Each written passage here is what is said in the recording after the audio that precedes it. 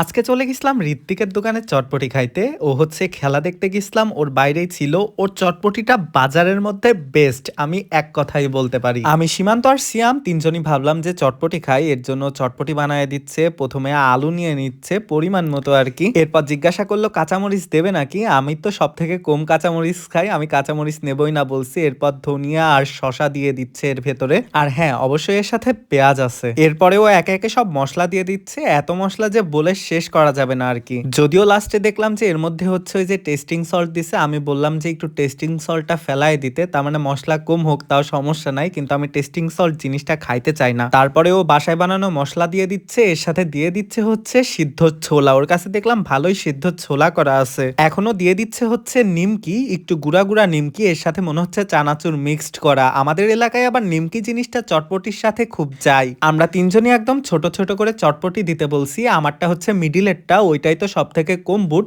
আর টকও দিবে একদমই অল্প।